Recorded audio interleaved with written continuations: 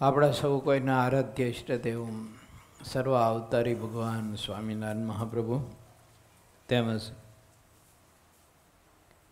શ્રીહરિના એવા અક્ષર મુક્તોમાં સદગુરુ શ્રી ગોપાળાનંદ સ્વામી, મુક્તાનંદ સ્વામી,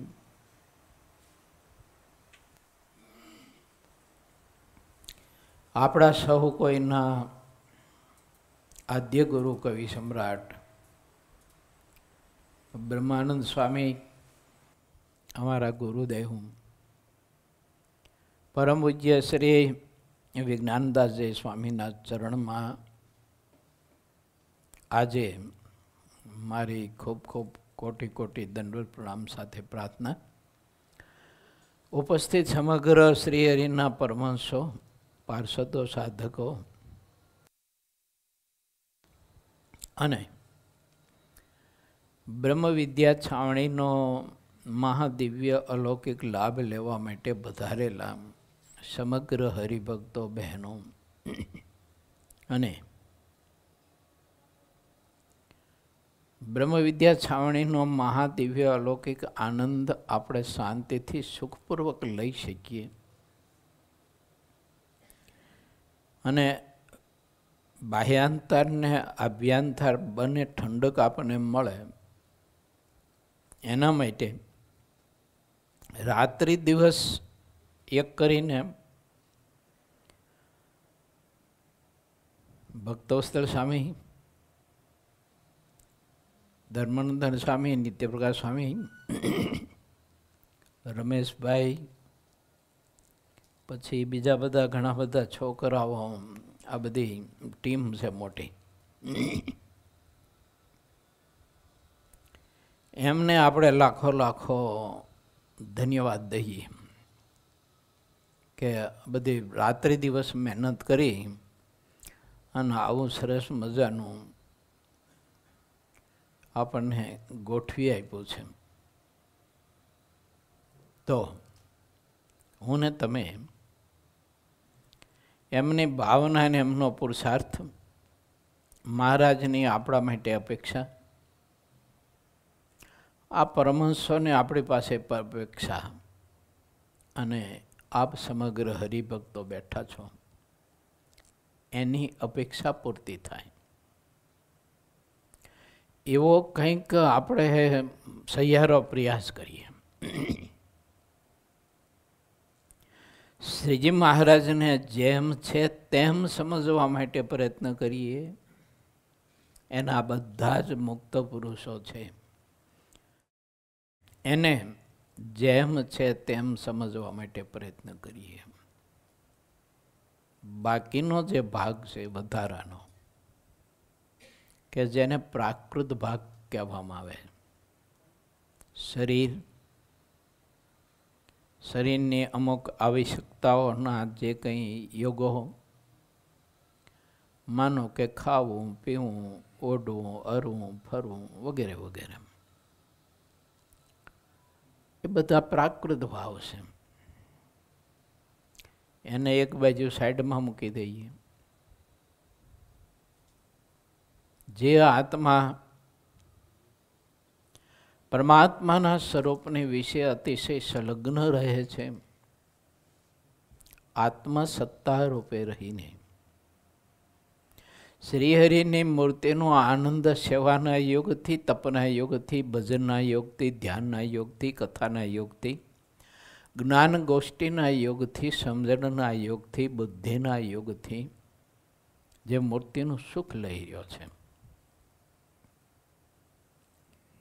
એ આત્મા સામે હું ને તમે દ્રષ્ટિ કરીએ અને એ આત્માનું જો આપણે દર્શન કરીએ તો મારા ને તમારામાં મુક્ત ભાવ આપમેળે આવશે. શરીરને બાજુ પર મૂકી દઈએ, આપણે બધા શરીરોને બાજુ પર મૂકી દઈએ.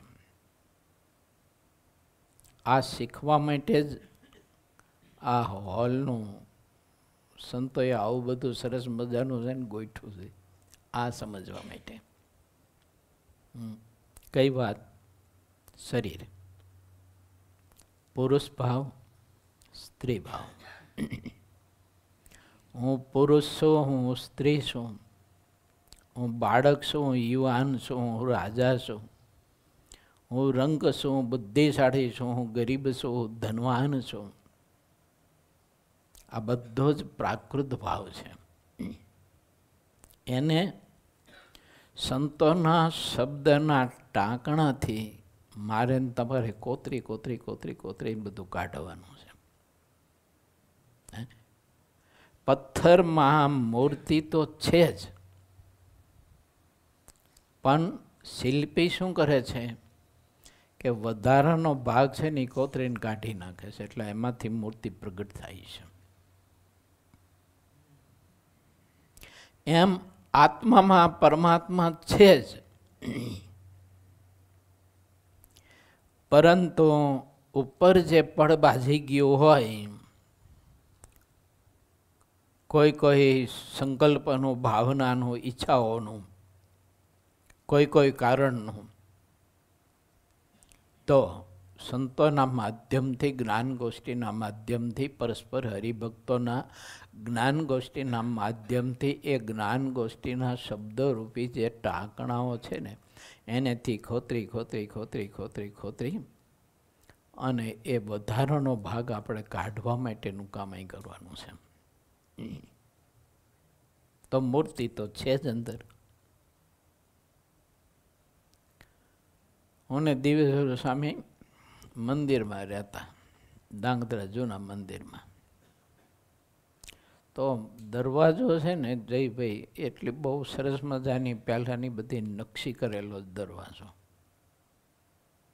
પણ દર વર્ષે કરીચૂનાનો પૂજડો મારે, દર વર્ષે કરીચૂનાનો પૂજડો મારે. દિવાળી આવી નથી, કરીચૂનો માર્યો નથી, દિવાળી આવી નથી, કરીચૂનો માર્યો નથી. તે 15-20 વર્ષે ઓલી નકશી બધી બુરાઈ ગયેલી. હવે નકશી બહુ સરસ હતી, દેખાય નહીં, દિવાલ જેવું લાગે. મને એકદમ વિચાર આવ્યો, મેં કીધું આ તો કલાકૃતિનું દર્શન આપણે ઢાંકી દીધું છે. અને મને થોડોક રુચિ ખરી કે કલા કૌશલ્યતા જે હોય ને એનું મૂલ્ય મને ખરું. પછી કોઈ એવો સારો આર્ટિસ્ટ હોય, કંઈ કૃતિ આપણે કરવા આપી, બનાવવા આપી હોય, પછી હું પૈસા આમું ના જોઉં, હું એનું મૂલ્ય એની કળાનું કરું. પછી દિવ્યેશ્વર સ્વામીની વાત કરી, મેં તો શું કરશું? પાલક મગાવ્યા, વાહડા પાલક બાંધ્યા. હરિભક્તો બધા લગભગ વયા જાય રાત્રે 11-11:30. પછી અમે બે ખીલા લઈને મંડી પડી કોતરવા. તે બધો કરીશું અમે કોતરી કોતરી કોતરી કોતરી કાઢી અને નકશી એટલી બધી આમ ખુલ્લી ગઈ. પછી જે દર્શન કરવા આવે ને એ બધા જ હરિભગત એવું કે નકશી તો કેટલી અદ્ભુત છે, આ તો ખબર જ નથી અમને.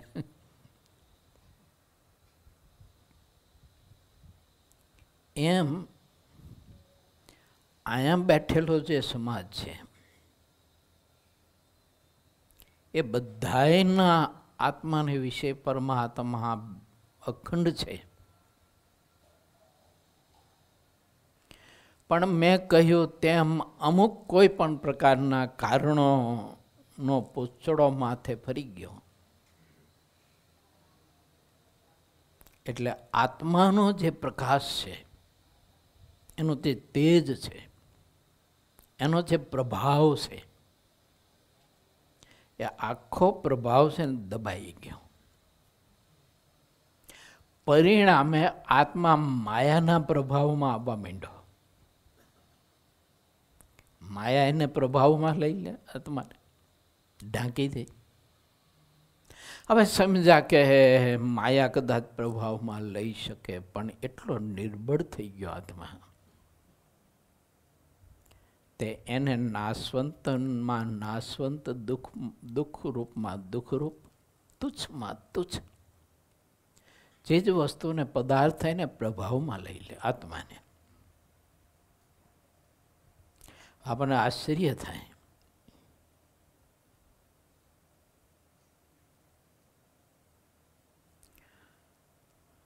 એક જગ્યાએ એક ભગત સંતોને બપોરે જમવાનો સમય થાય 11:30-12 વાગ્યાનો. એટલે સંતો ઉપર માળે રસોડું એટલે જમવા જાય. સંતોને એમ થાય કે આ ભગત છે એટલે અહીં કંઈ ચિંતા નથી. પછી તે ભગત માળા લઈને પ્રદક્ષિણા કરે. સિંહાસનની બાજુમાં એક કબાટ. હરિભક્તો થાળ કરે તો એના માટે થઈને મગજની લાડોડીની કોથરીઓ બધી અમારે. ઠાકોરજી માટે હરિભક્તો ફળ લાવ્યા હોય, કેળા, કેરી, સફરજન વગેરે વગેરે. આ ભગત શું કરે? પ્રદક્ષિણા કરતા કરતા કરતા કરતા એક સફરજનની ઠેલીમ નાખે, મગજની લાડુડી ઠેલીમ નાખે. નાશવંત વસ્તુ, તુચ્છ પદાર્થ જીવને કેટલો બધો પ્રભાવમાં લઈ લે છે, ઢાંકી દે છે. એને એટલો પણ ખ્યાલ નથી રહેવા દેતો. એનો જ્ઞાનનો આખો પ્રદેશ બધો છે ને આમ એકદમ પૂંછડો મારીને ઢાંકી દેશે. તો એને એટલો ખ્યાલ નથી રહેતો કે હું ઠાકોરજીનું ફળ ચોરીને લઈ જાઉં છું,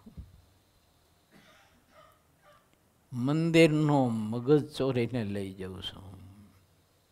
મેં 3 વખત કીધું, મેં કીધું બાપા તમે માગો તો ક્યાં તમને કોઈ ના પાડવાનું છે, કારણ કે તમે એક તો ભગત અને પાછા બ્રહ્મદેવ છો.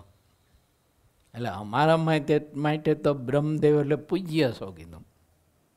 તમે કહો તો 1 કિલો 2 કિલો મગજ, કેરી, ફળ જે કંઈ જોતું હોય અહીં ઘણું આવતું હોય લઈ જાઓ ઠાકોરજી. પણ ખબર નહીં આત્મા કેટલો બધો નિસ્તેજ થઈ ગયો, અક્રમ થઈ ગયો એમને. પછી મારાથી ન રહેવાનું ને એટલે મેં એના દીકરાને કહ્યું, મેં કીધું આ બાપા ખોટું કરે છે, મહારાજની આજ્ઞા લોપાય છે, ભોગવવું પડશે. તોય ના છૂટ્યું. પછીની કથા નથી કહેવી, પણ વાત મારી કહેવાની એ છે કે એક સફરજન જેવી વસ્તુ હોય, એ જે મેં તમને દૃષ્ટાંત દાખલો આપ્યો ને, એ વખતે તો રૂપિયાના 2 કિલો સફરજન આવતા હતા.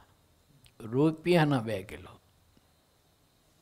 તો એક સફરજનની કેટલી કિંમત થઈ?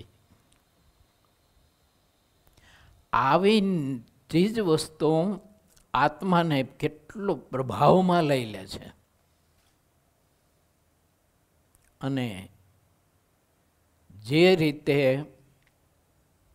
સક્ષમ, બળવાન અને તાકાતવાળો આદમી હોય અને આખી સોપારી દાઢમાં મૂકીને ભાંગી નાખતો હોય, પણ એક મચ્છરની ચાંચ અને મચ્છરની ચાંચમાં રહેલું પોઈઝન એ માણસને એક ચપટીના અવાજમાં નિર્બળ કરી નાખે.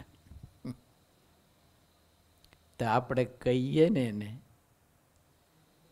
લ્યો ભગત આ થોડુંક દૂધ લ્યો, પણ આમ આમ આમ હાથ ધરું છે. મચ્છર કેવડું, એની ચાંચ કેવડી, એ ચાંચમાં પોઈઝન કેટલું છે ને. કમાલ ઠાકોરજીની રચનાની. મારી તમારી વાયડા ક્યાંય જગ્યાએ હાલે હું છે? ગમે તે એટલી કરીએ તોય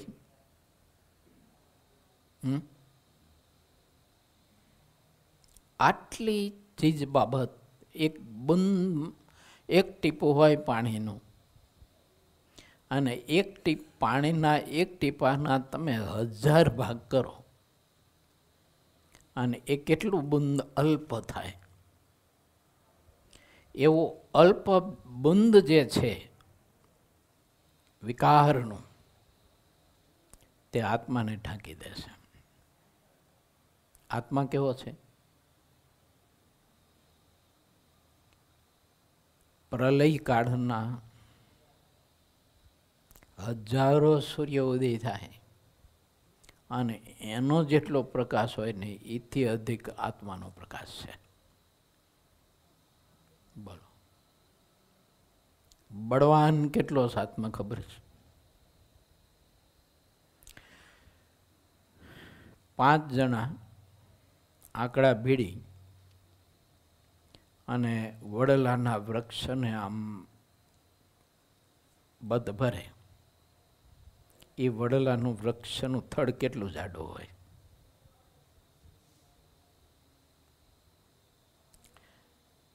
તેજરીઓ આવતી હતી, મહારાજના આભૂષણોની બધું હતું,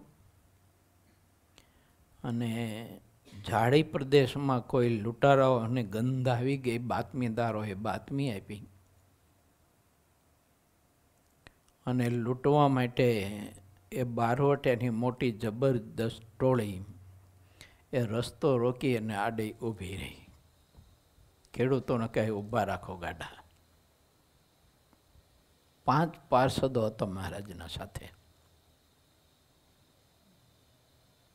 અને ખેડૂત ગાડો હાંકનારો. ભગુજી આગળ આવ્યા. ભગુજી કે તમારે આ તેજોરી લૂંટવી હોય ને તો તમને છૂટી છે, અમને લૂંટવા હોય તો છૂટી છે, પણ એક વખત આ ભગવાન સ્વામિનારાયણના પાર્ષદના ડાબા હાથનું પાણી માપી લો, પછી તમે તેજોરી લૂંટજો. એમ કરી અને કેડા બાંધી હતી ગોફણ છોડી. એક નાની એવી થેલી, એટલે એમાં પાવરામાં થોડાક 5 કુકરા. એક ગોફણમાં 5 કુકરો મૂકીને ડાબા હાથે ગોફણ આકાશમાં ગુમાવી અને ભગુજી ઓલા વડના થડ સાથે જ્યારે એને ઘા કર્યો ને તે થડને વિંધીને 5 કુકરો બારો નીકળી ગયો. અને પછી ભગુજી જઈને ઉભા રહ્યા કે હવે લૂંટો. થાય હિંમત કોઈને લૂંટવાની?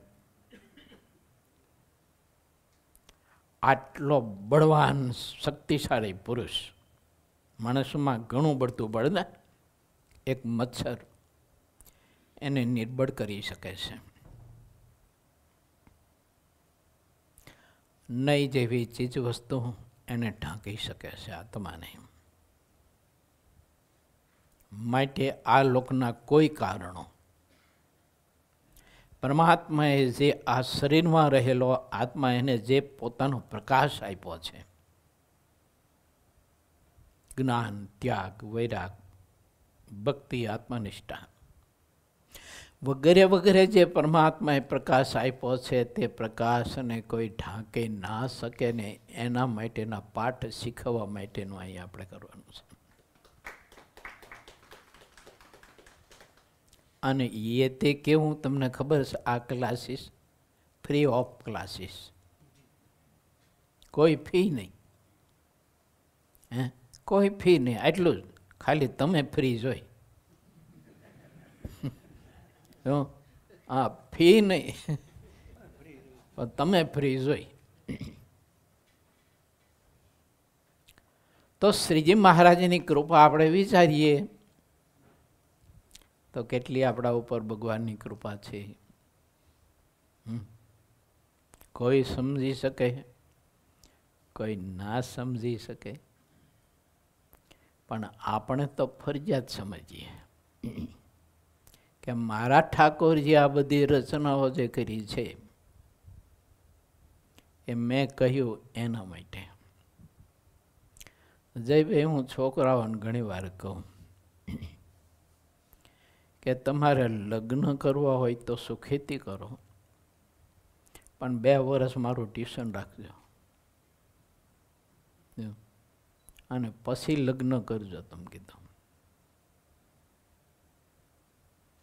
એક છોકરો કહેતો હતો કે અમે લગ્ન કરે એવા જ ન રહી. મેં કીધું હું ખોટ જવાની છે. બોલો, હું ખોટ જવાની કીધું. બાપાના 10-15 લાખ રૂપિયા બચ્યા.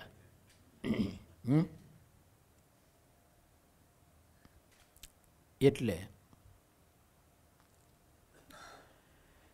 ભગવાન સ્વામિનારાયણની કૃપાથી આપણા આદિગુરુ કવિ સમ્રાટ બ્રહ્માનંદ સ્વામી બધા મુક્ત પુરુષોની કૃપાથી આપણે ફ્રી ઓફ અહીં ક્લાસીસ ચાલે છે. બધા વધુ ને વધુ નામ લખાવજો, સભ્ય થઈ જાઓ. અને હું ને તમે બધા કાયમને માટે આપણે સહુ કોઈ વિદ્યાર્થી રહીએ. જગત ભલે અધ્યાપક માને.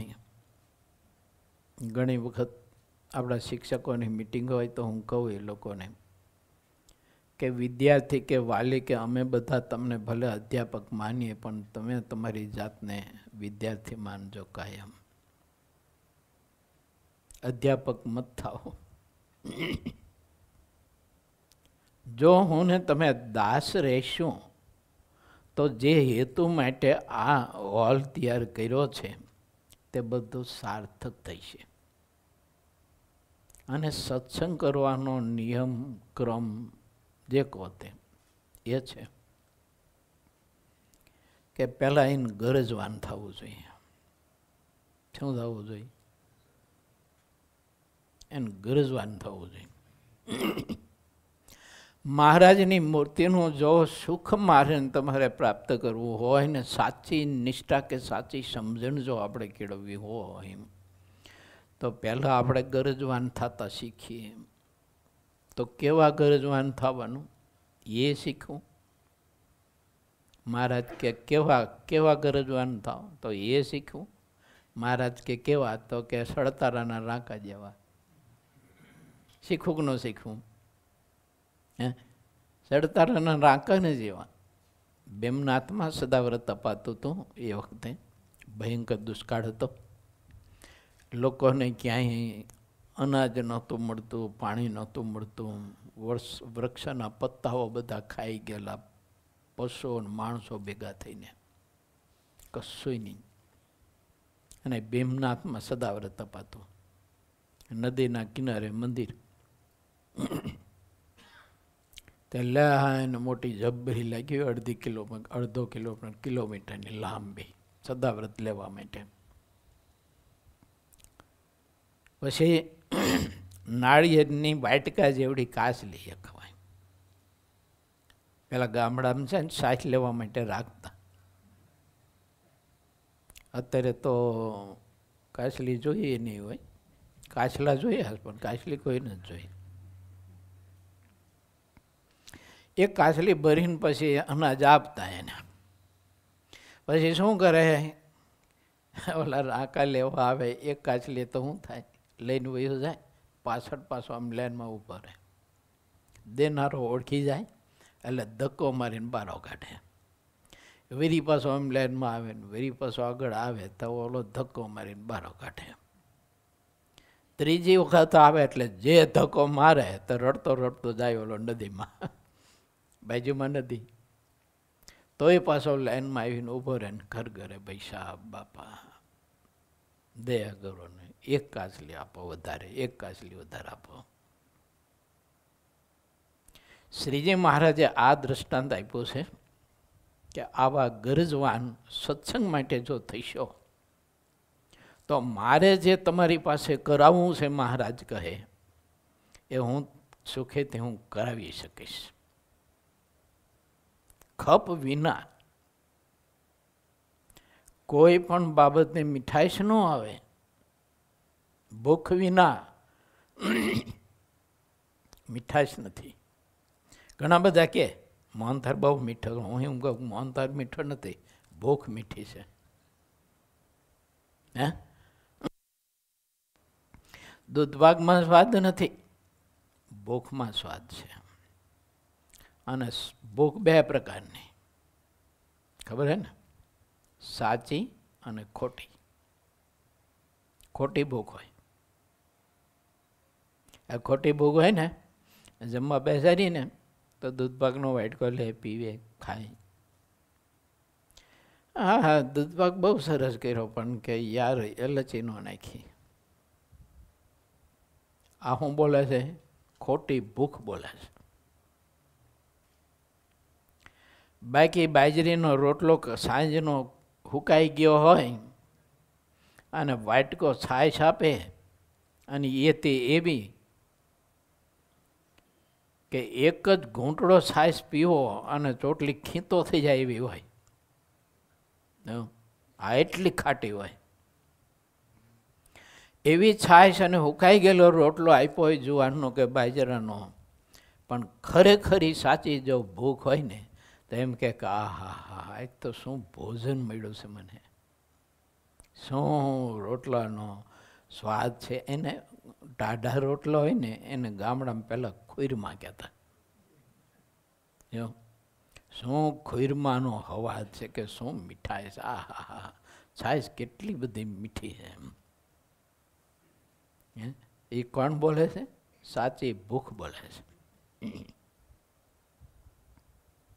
એમ હું મુનિ બાપા પાસે સમાગમ કરવા બેઠો, જયભાઈ પાસે બેઠો, નિત્યપ્રકાશ સ્વામી પાસે બેઠો, કોઈ પાસે બેઠો, અને મને છે ને એવો સ્વાદ ન આવે ને તો વાંક વક્તાનો નથી, મારી ભૂખનો વાંક છે. ખોટી ભૂખ લઈને બેઠો છું. તો શ્રીજી મહારાજનો સિદ્ધાંત છે વચનામૃત ગ્રંથમાં કે સત્સંગના માર્ગમાં, ભક્તિના માર્ગમાં તો પહેલા એને ગરજવાન થવું જોઈએ. અને એવો ગરજવાન જો થાય, કેવો? મહારાજે કોઈ ભક્તો મહારાજ માટે મોજડી બનાવીને લાવ્યા. મહારાજ મૂળજી બ્રહ્મચારી કે આને જરાક તેલ લગાવી દેજો. મૂળજી બ્રહ્મચારી મીંડા તેલ લગાવવા. તમારા જેવા પ્રેમી ભગત આવ્યા. અરે બ્રહ્મચારી મહારાજ, તમે મહારાજના સેવક કહેવાય અને તમારે આવા કંઈ ચામડેની મોજડીઓ કંઈ ચોપડવી નહીં, એ તમારે કામ કરે. લાવો લાવો મારી પાસે લાવો. મૂળજી બ્રહ્મચારી કે ના ભગત મહારાજે મને કહ્યું, પણ ભગતે પરાણે લઈ લીધી. તેમ મૂળજી બ્રહ્મચારી હાથ ધોઈ અને મહારાજ પાસે ગયા. મહારાજ કે મોજડી ચોપડાઈ ગઈ? તો કે ચાલુ છે કામ.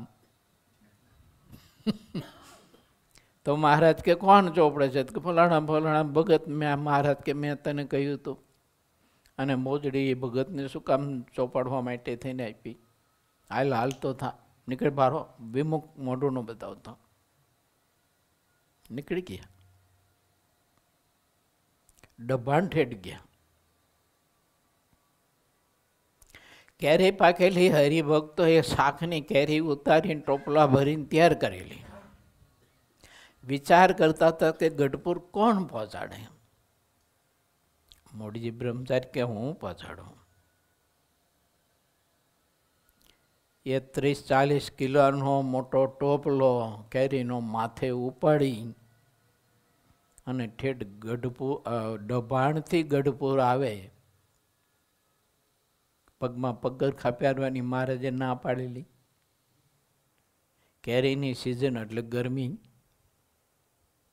પગે બંભોલા પડી જાય એટલી ધરતી બધી તપેલી. અને કેરીનો ટોપલો લઈને ગઢપુર આવે તો એક ડોશીમાં હતા બ્રાહ્મણ,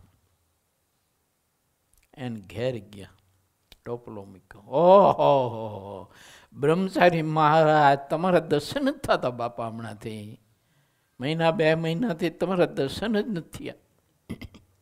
ક્યાં ગયા હતા? લ્યો લો ભોજનમાં તમને આ બધું સીધું આપું, તે પાકું સીધું આપું, લાડુ ને દાળ ને ભાત ને સરસ મજાનું ભોજન કરીને જમો. જોવાયનો રોટલો આપણા જયભાઈ જમે છે તેમ, અને છાશ. મૂળજી બ્રહ્મચારી ઠાકોરજીને ધરાવીને જમ્યા. બાકીનું બધું સીધું પડ્યું રહ્યું. ડોશીમાને પ્રેમ કહ્યું, બ્રહ્મચારી મહારાજ કેમ તમે આમાંથી લાડુ, શેરો, બીજું ત્રીજું ના બનાવ્યું, દાળ ભાત? તો કે ક્યાં ખાવા દે છે કે કોણ કે તો કે જો એને મહારાજે નિયમ દીધું છે, દૂધમાંથી ને છાશમાંથી, બોલે દૂધમાંથી ને શેરડીમાં થાય એ ખાવાનું નહીં. શું લુખા રોટલા ખાઈ? આંખમાં આવું આવી જાય ડોશીમાને. પછી કહ્યું કે હે બ્રહ્મચારી, આ કેરી કેમ લેવા?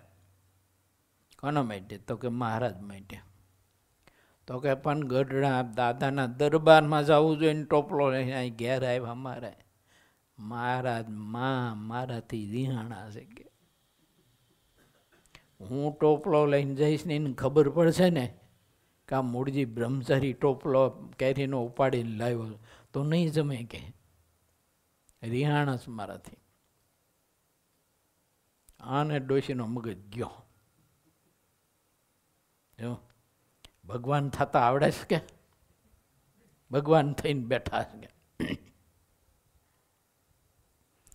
ઉપાડો ટોપલો, તમે જ ઉપાડો. આવે તો કે મૂળજી બ્રહ્મચારી કે તમે જ ઉપાડો લો, હું સાથે આવું. કેમ નથી જમતા? આવ્યા ટોપલો લઈને બીકો. તેમ મહારાજ આમ ઢોલિયાને આમ સન્મુખ બેઠા હતા ને મૂળજી બ્રહ્મચારીને જોયા ને તો અવળું ભરી બેસી ગયા ઢોલિયા ઉપર.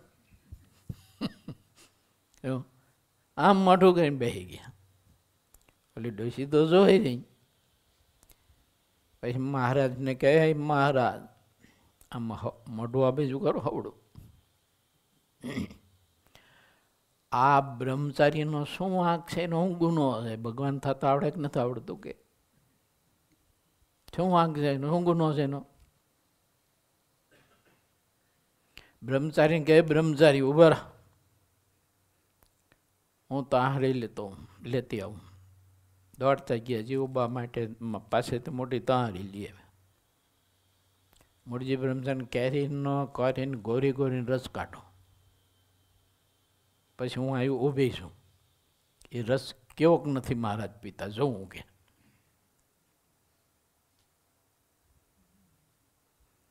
અને કઢાયો રસ. પછી બ્રહ્મચારીને કે આપો મહારાજને.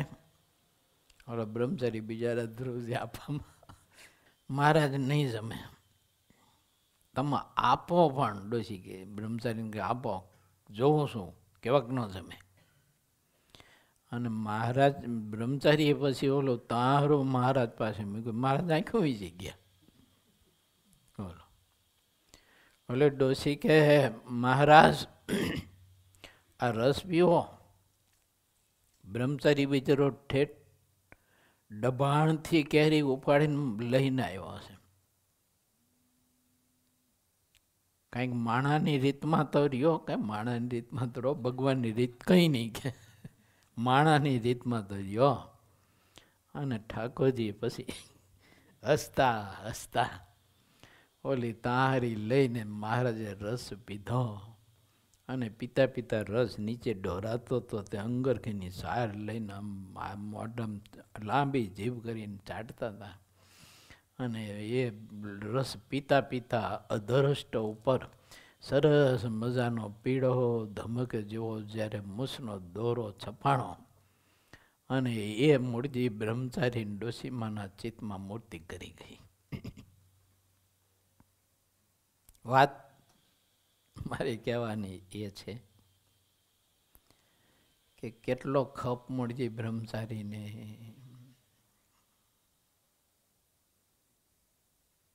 આને કહેવાય ગરજવાન. આવી વાતો એક બે નથી. મૂળજી બ્રહ્મચારીનું તો મહારાજે કેટલી વાર અપમાન કર્યું, કાઢી મૂકે વાત વાતમાં. એટલે જો ગરજવાન થઈને સત્સંગ કરીશું ને તો ખાટી સાઈઝ પણ દૂધપાક કરતાં પણ મીઠી લાગશે. અને ગરજવાન જો નહીં હોય ને ભૂખ નહીં હોય ને તો મને તમને દૂધપાકમાં પણ કંઈક ખોટ દેખાય છે કે આ લોકોએ એલાચી ન નાખી આમાં. દૂધપાક કર્યો અને એમાં એલાચી જાયફળ કંઈક કાજુ બદામ તો નાખવા જોઈએ ને લોભ્યા છે આ લોકો એમ. માટે વિચારીએ કે આ સાધુ, આ મહારાજ, આ ભક્તો મુક્તો એ બધો આ સમાજ છે ને એ જ મળવો દુર્લભ છે. તો પછી એની પાસેથી મેં જે કહ્યું તેમ આત્મા ઉપર જે પડ બધા બાજી ગયા છે એ પડને ઉખાડવા માટેના જે વિચારો મળવા એ તો કેટલા દુર્લભ હોય. એ મહારાજે આપણને સહજમાં આપ્યું છે. એના માટે મારી તમારી કોઈ તપસ્યા કે એવું તો કાંઈ છે નહીં. એના ચરણમાં બેસવા માટે, એની વાત સાંભળવા માટે, એના હૃદયમાં જે રહેલું છે ને આ તત્વ એ સાંભળવા માટે કેટલા ગરજવાન હોય છે પુરુષ ખબર નહીં. ધોધમાર વરસાદ વરસતો હોય,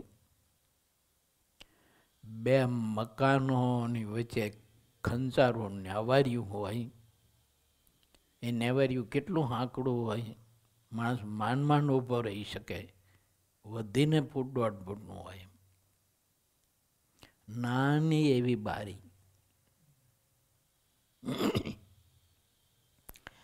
અને રામાનંદ સ્વામી બ્રહ્મરસ રેલાવતા હોય અને ભગવાન સહજાનંદ સ્વામીનો જે ગુરુ થયેલો અને એ મુકુંદાસ ઊભો ઊભો આખી રાત્રિ કથા સાંભળે. કેટલી ગરજ છે, કેટલો ખપાય છે, કેવો મહાત્મય છે. આ પુરુષ કઈ જેવો તેવો કોઈ પુરુષ નહોતો, એને બધું જ્ઞાન હતું. જો એ કે અજ્ઞાની હતો ને સત્સંગ કરવા આવતો એમ તો હતું નહીં. નિષ્કંચન એવો હતો, એવી સ્થિતિને પામેલો પુરુષ હતો. તોય ગરજવાન થઈ અને રાત્રિની રાત્રે નેવારીમાં ઊભો રહે. માથે વરસાદ ધોધમાર પાણી પડતું હોય, બંને બાજુના નળિયાના નીવાનું,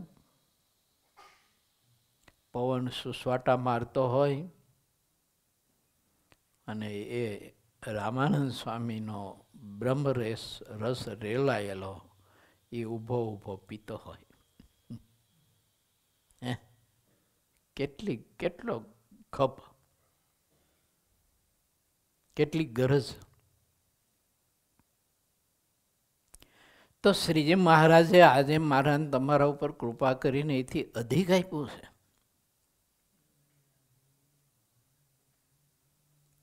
તો આવા પરમહંસો પાસેથી હલો પ્રેમાનંદ સ્વામીએ રચના કરી. એમના સમકાલીન વખતે એમની રચના એના કંઠથી એ સંભળાવતા હતા. પણ અત્યારે આપણી પાસે ભજન પ્રકાશ સ્વામી કે પરેશ ભગત નું હોય તો કોણ સંભળાવે આપણને?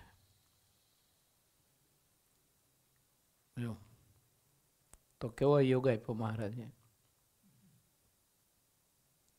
કે આપણને મહારાજે આવા પુરુષ આપ્યા. એ પરમહંસોની બનાવેલી કૃતિઓ આપણને એવા ભાવથી સંભળાવે. આ બ્રહ્મરસ કેવો મારે નહોતો પીવો ને મને પાયો રે, હરિરસ પીધા જેવો છે. ભજન સ્વામી મસ્ત ગાય.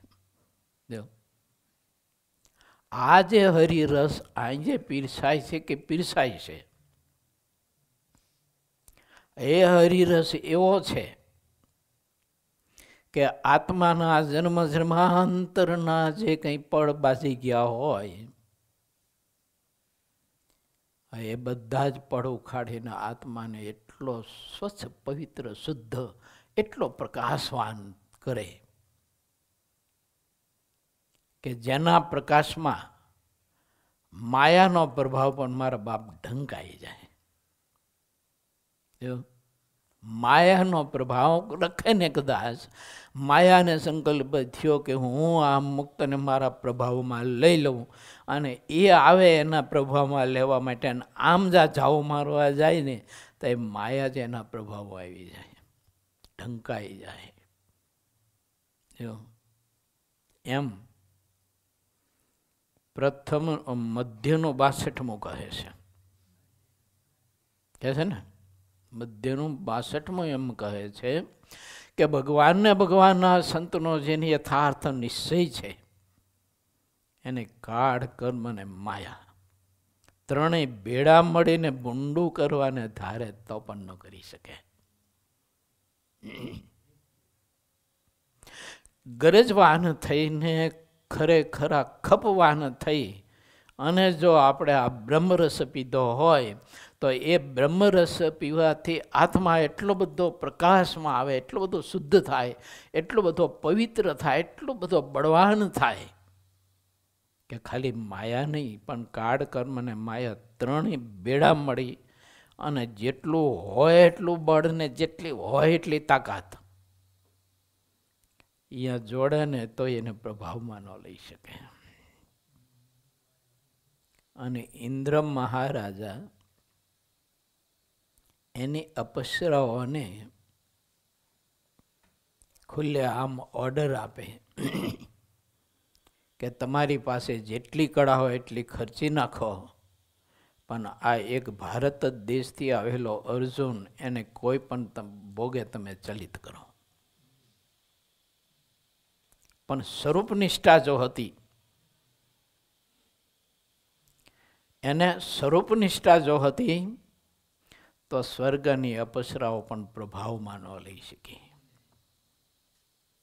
હાલો છોડ દઈએ એક બેસી વાત. પણ ઇન્દ્ર મહારાજાની સમૃદ્ધિ સંપત્તિ અને એની સત્તા રાજગાદી પણ અર્જુને પ્રભાવમાં ન લઈ શકે. એનું કારણ જો હોય તો સ્વરૂપ નિષ્ઠા હતી.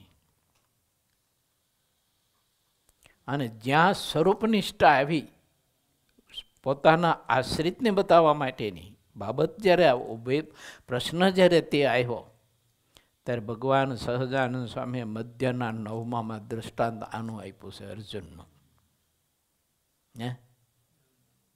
મહારાજ કે અર્જુનની જેમ સ્વરૂપ નિષ્ઠા જોઈએ. બીજામાં કદાચ કાચપ છે તો મહારાજ કે પ્રાયચિતે કરીને શુદ્ધ થવાય છે. પણ જો સ્વરૂપ નિષ્ઠામાં જો ખામી હશે તો મહારાજ કે ખામી કોઈ દિવસ નહીં ટળે. તો જે સ્વરૂપ નિષ્ઠા મારે તમારે અતિ દ્રઢ પર્વત પ્રાયને મજબૂત જે કરવાની વાત છે તે બ્રહ્મરસ અહીં રેલાવાનો છે. એ અમૃત રસ પી અને મારે તમારે એવા બળિયા થવાનું છે કે સ્વર્ગ નહીં, સ્વર્ગની ધરતી નહીં, પણ અક્ષર પર્યંતની ધરતીને અક્ષર પર્યંતનું સામર્થ્ય આપણે અંજાવી ન શકે.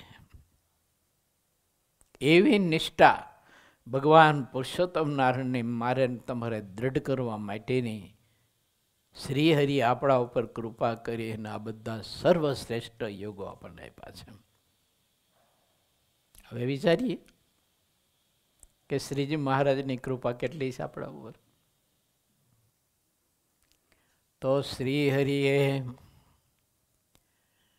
વાલા મુક્ત પુરુષો બહુ કૃપા કરી છે. મહારાજે બહુ કૃપા કરી છે, અઢળક કરી છે.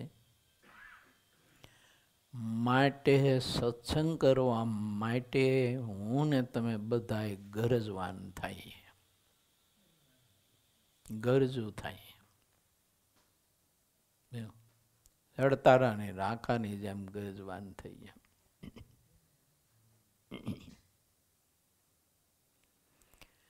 તો ભગવાન શ્રી હરિ જે આપણી પાસે ઈચ્છે છે તેવી સ્થિતિઓને તમે પહોંચી શકશો.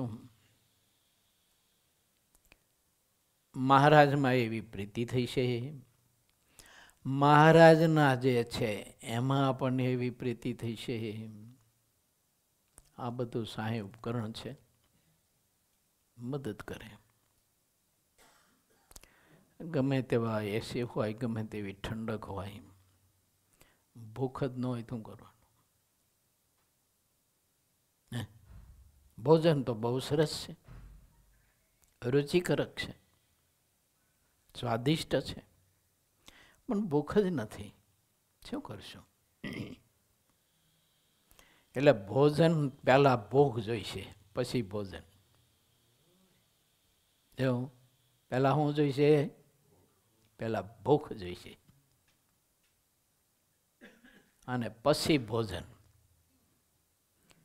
પહેલા ભોજન હશે ને પછી ભૂખ હશે, શું કરવાનું? પણ પહેલા ભૂખ હશે ને પછી ભોજન હશે ને તો મારા બાપ એનો હવાદ કંઈક જુદો આવશે, એનું સુખ આનંદ જુદો આવશે, એનું દર્શન જુદું આવશે. હા, અહીંથી દર્શન કરીને ગયા, શ્રાવણી 15 દિવસ આનંદ માણીને ગયા, પણ એ શ્રાવણીનો આનંદ છે ને આખો વર્ષ કોઈ દિવસ ભૂલાય છે નહીં. એના હમણાં આવશે.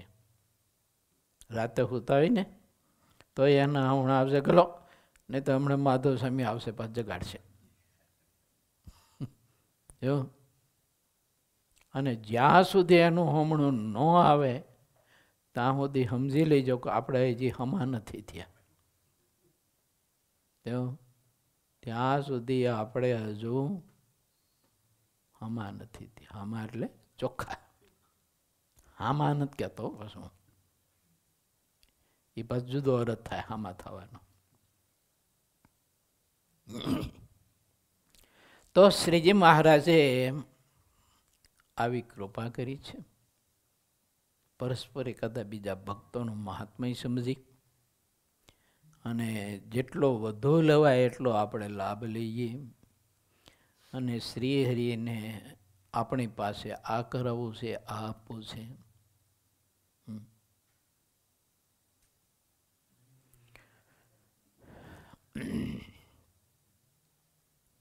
અંત્યનું 25મું એમ કહે છે કે હરિભક્તને પરસ્પર બરોબરિયાપણું તે અતિશય ભૂંડું છે. શું કીધું? હા, બરોબરિયાપણું જે છે તે અતિશય ભૂંડું છે. ને એક વાત જો નક્કી છે કે બરોબરિયાપણું ને પિતરાઈ દાવો જેવું આપણું ભૂંડું કરે છે ને એવું બીજું કોઈ નથી કરતો. તો મધ્યના 25માં પણ એ બતાવ્યું કે પ્રથમ મણ દાણા લાવીને ખાતો હોય અને એ વખતે જેવો ગરજવાનને દિન આધીન થઈને તેલ ચાકરી કરતો હોય એવો ને એવો મહારાજ કે ગામનો પટેલ થાય, રાજા થાય અને ઇન્દ્ર અને બ્રહ્મા જેવો થાય તો પણ એ તેલ ચાકરી કરતો રહે, પણ પિતરાઈ દાવો અને બરોબરિયાપણું ન રાખે ભગવાનના ભક્ત સાથે. પછી અમારી ત્યાગીની વાત કરી કે એનામાં ભગવાન જેવો ઐશ્વર્ય આવે તો પણ સત્સંગમાં દિન આધીન થઈને દાસાનો દાસ થઈ અને ટેલ ચાકરી કરતો રહે. પણ મહારાજ કે બરોબરિયાપણું પિતરાઈ દાવો ન રાખે. શ્રીજી મહારાજને બરોબરિયાપણું બિલકુલ પસંદ નહીં, ગમે જ નહીં મહારાજને. તો આ નાનો છે ને હું મોટો છું એ કાઢવું જોઈએ ઠૂંઠું. બધા જ મોટા છે, મહારાજના ભક્તો છે, એનો મુક્ત છે. હું એનો કિંકર છું, એનો દાસ છું, કાંઈ નથી. મુક્તાનંદ સ્વામી કહી શકતા હોય તો હું તમે કેમ ના કહી શકીએ? પ્રેમાનંદ સ્વામી કહી શકતા હોય તો હું તમે કેમ ના કહી શકીએ? આપણા આદિગુરુ કવિ સમ્રાટ બ્રહ્માનંદ સ્વામી કહી શકતા હોય, ગોપાળાનંદ સ્વામી કહી શકતા હોય તો હું તમે કેમ ના કહી શકીએ? હું તો છું ઘણી નગણી નાર તોય તમારી, જેવો તેવો પુત્ર તમારો અણ સમજવું અહંકારી, પેટ પડ્યો તે અવશ્ય પાડો વાલમ જુઓ ને વિચારી.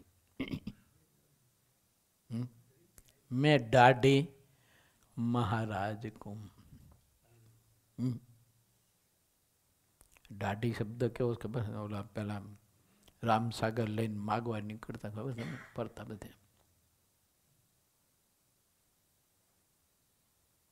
દુનિયાનો, આખા બ્રહ્માંડનો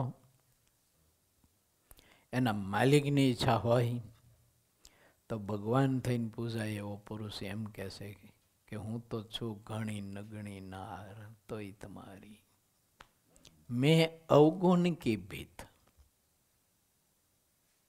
સેવા સુમરન કછુએ ન જાણવું, સુન્યો પરમ ગુરુ સ્વામી મેં અવગુણ કી ભીત. દિવાલમાં જેટલા રજકણ છે ને એટલા દોષ ભર્યા છે મારામાં. એ કહી શકે તો હું તમે કેમ ના કહી શકીએ?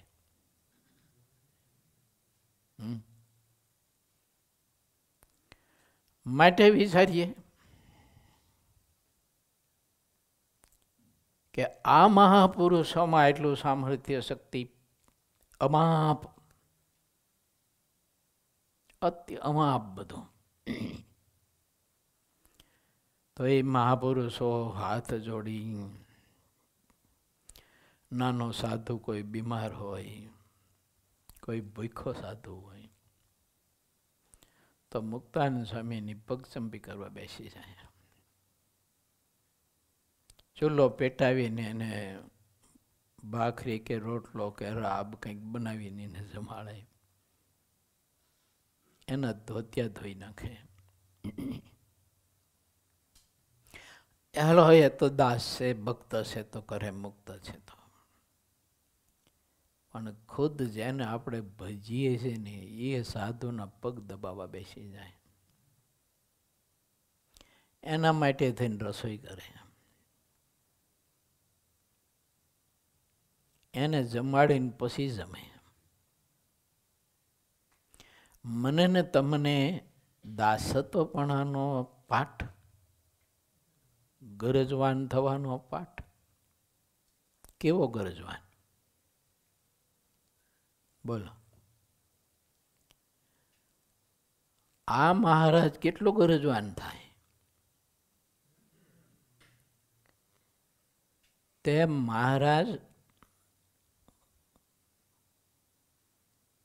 આમોદ ગામ છે, આમોદ ભરૂચ પાસે, કાનદાસ પટેલ આમોદના. એ કાનદાસ પટેલ ને મહારાજ એને ઘેર જાય, અહીંયા જઈને શ્રી હરિ પોતે કાનદાસભાઈ ને કે કાનદાસભાઈ ગઢપુરનું મંદિર હાલે, થોડીક જરૂર છે, મદદ કરશો? બોલો. જેને ભજે છે જે મહાપુરુષો, એના સંકલ્પથી રીધિને સીધી બધા ઢગલા કરતી હોય, અને એ પાછા કાનદાસભાઈ પાસે જઈને કે ગઢપુરનું મંદિર થાય છે તો કાનદાસભાઈ રૂપિયો 2 રૂપિયાની સેવા કરશો?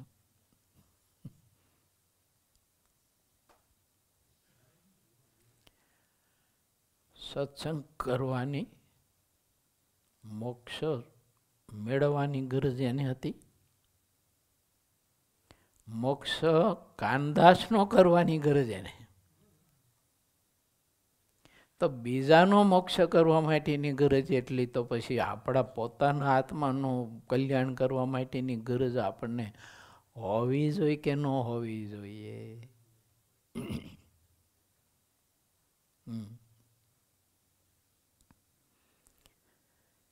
એટલે ભગવાન શ્રી હરિએ બહુ કૃપા કરી છે નગીનભાઈ. આજથી 5 વર્ષ કે 7 વર્ષ પહેલા જીવન કેવું હતું, અત્યારે કેવા બ્રહ્મ રસની અંદર આપણે બેઠા છીએ. કેવી ઠાકોરજીની કૃપા કહો જોઈએ. બાકી તો તમારું ગામ એ નહીં છે. હું દિવસરો સ્વામી આવતા હતા, તમારા દર્શન નથી થતા અમને. 2-3 ડોલ આવતા જ મંદિર, એની ભાઈ સત્સંગ કરીએ અમે. કેમ નાગજી બાપા, પછી આપણે ઓલા કોઠારીના બાપા, હું નામ બોલી ગયો, મગનભા, એમ 2-5 ડોહા સત્સંગ કરતા હતા. પણ આજે ઠાકોરજી એવી કૃપા કરી, તે બેસડાના અને રણમલપુરના, હરિપરના, ધાંગધ્રાના વગેરે વગેરે બધા ગામના બધા ભક્તો કેવું સુખ લઈ રહ્યા છે.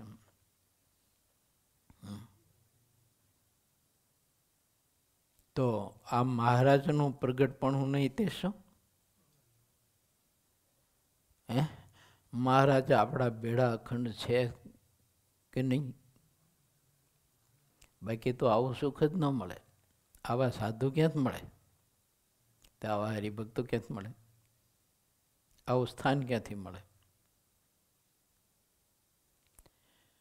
એટલે મહારાજને તો આપણને અઢળક ને અઢળક સુખ આપવું છે. એ જેવા સુખમાં, આનંદમાં મહારાજ ગરકાવ રહે છે ને, એવા જ આનંદમાં ને એવા જ સુખમાં હું ને તમે અખંડ ગરકાવ રહીએ, એવું સુખ એને આપણને આપવું છે.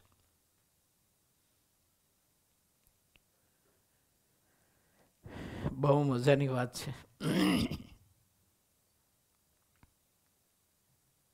હવે આ હોલનો જ્યારે આપણે પ્રારંભ જ કરીએ છીએ, તો પછી મને એવો સંકલ્પ છે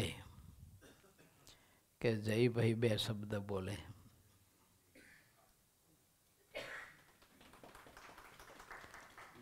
આનંદ આવશે, આપણને સુખ આવશે. અને કરવું તો એ જ છે. બસ ભગવાનના ભક્તના કંઠથી, મુખ કમળથી જે અમૃત નીકળતું હોય તે ભગવાન પુરુષોત્તમ નારાયણનું આપેલું, એનું વરસાવેલું અને એનું સર્જન કરેલું હોય છે. શિષ્ટાચાર પ્રમાણે આપણે કહીએ કે હવે જયભાઈ આવીને 2 શબ્દ બોલશે, એક વ્યવસ્થા છે, તે કહીએ આપણે. બાકી એમને થોડુંક બોલવાનું, બોલતા આવડે છે.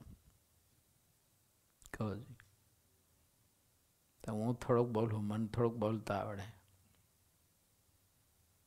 બોલનારો કોઈક જુદો છે, સંદેશો લખનાર કોઈ જુદો છે, અને સંદેશો પહોંચાડનાર ટપાલી કોઈ જુદો છે. હું તો ઘણી વાર કહું લોકોને કે હું તો આનો ટપાલી છું. ટપાલીનું કામ છું, જે કંઈ સંદેશો લખીને કવર આપ્યું હોય તે પહોંચાડવાનું ધણીને. પણ આ લોકની વ્યવસ્થાના ભાગરૂપે આપણે કહીએ કે ફલાણા સંત આપણને 5 મિનિટ લાભ આપશે, ફલાણા હરિભગત આપશે, એ શિષ્ટાચારના ભાગરૂપે છે.